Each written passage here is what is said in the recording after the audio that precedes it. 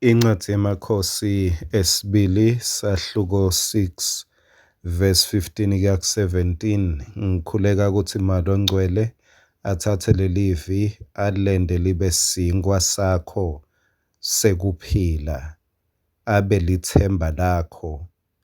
Lithi iBhayibheli, inceku yemuntu kaNkulunkulu Elisha yathi iyavuka ekuseni iphumela ngephandle, yakhangwa ngulenkulu impi yemahashi netincola leyase itungelete lonke lidolobha. Kufa bese kutungelete lidolobha. Le nceku ithi yavuka beyilele kukahle, kepha wakhanza sekunembi letungelete lidolobha. Yaphuthuma ku-Elisha. Sibona tinyathelo tekucala telikhambi yaphuthuma ku-Elisha. Inkinga lenkulu leba khona kumuntu makabhekene nenkinga kungadi ukuthi utawubaleka ashone kuphi noma kuba bede la angagijima aye khona. Le nceku ihlaba umkhosi ithi, awu Nkosi yami, sidakwenda njani? Ngesikhathi sihlaseleka kuba nembuto ukuthi ngidakwenda njani. Mangabe kunemuntu logulako kuba nesifiso sekuthi ngathi kukhona longakwenda noma ungasiye nesi ungasiye dokotela, uyaye ufise ukuthi ngingenda njani.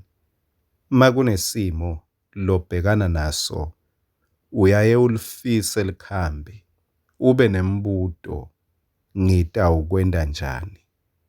LiBhayibheli lithi Elisha waphendula wathi ungesabi.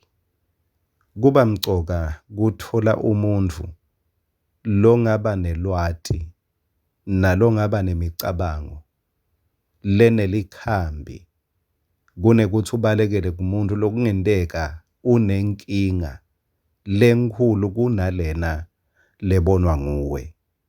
Elisha wathi ungesabi, bekangamniki isibinzi nje ngeligama, kepha wamnika sibinzi ngeliciniso.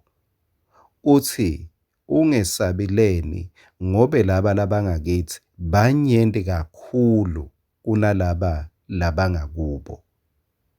Lokuthi le nceku beyingababoni laba labangakubo bekungasho ukuthi kabekho, bekukuthi nje akababoni. Kuliqinisa ngalesinye isikhathi kuye kube ngazuthi ufisa kumbona uNkulunkulu ngetandla athinza akhuluma, umbone anyathela phasi, kepha lokuthi liso lakho alimboni uNkulunkulu akusho ukuthi akekho. Lokuthi awumboni ukuthi wendani akusho ukuthi akendi lutho. Verse 17 Elisha wathandaza. Kuyangijabulisa lokuthi likhambi laliletha Elisha lacala ngemthandazo, alicalanga ngekuprofetha. Lokusho ukuthi wena nami likhambi sinalo ngoba nathi siyathandaza futhi singathandaza. Lokuthi wena nami siyakhona kumbida uNkulunkulu njengalokhu Elisha ambida. Nami ngithi ungesabi ngoba kusekhona abantu labathandazako. Lithi wathandaza wathi hawu Simakade vula emehlo akhe kuze abone.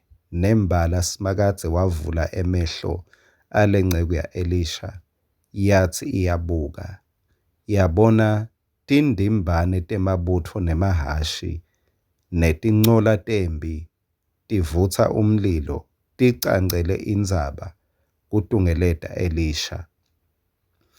Kwangazuthi lembi le bebabhekene nayo bekungasiyo imbi nje lebekutawugcina yona, kepha lembi yaveta litfuba lekubonakalisa impi yaSimakade lenkulu kunembi labebabhekane nayo. Kwangathi isikhathi lesikuso sikhathi lobhekene naso. Akusiso sikhathi nje kuphela lekumele kugcine kujangaza sona simo sesitha. Akusiso simo lekumele kugcine kujangaza sona, kepha lesimo asibe lithuba lekuthi abonakale kangcono longakuwe. LiBhayibheli lithi mkhulu lokuwe kunalo 7. Mkhulu lokuwe kunalo 7. Noma bantu bangathekana kumemedela, nawe uve umsindvo walokumelene nawe, walokwesabisako, kubonakala mbamba kuthi naku kuhlasela, kubonakala netigi takhona tivakala. Kepha uNkulunkulu avule amehlo akho ukuthi mkhulu lokuwe kunalo 7. Noma ungamboni ukuthi unyakata wendani nyalo, mkhulu lokuwe kunalo 7. Noma ungamboni ukuthi ukuvikela kanjani, mkhulu lokuwe kunalo 7. Noma ubona imisebenti yesitha ngazuthi iyaphumelela, mkhulu lokuwe kunalo 7. Amen.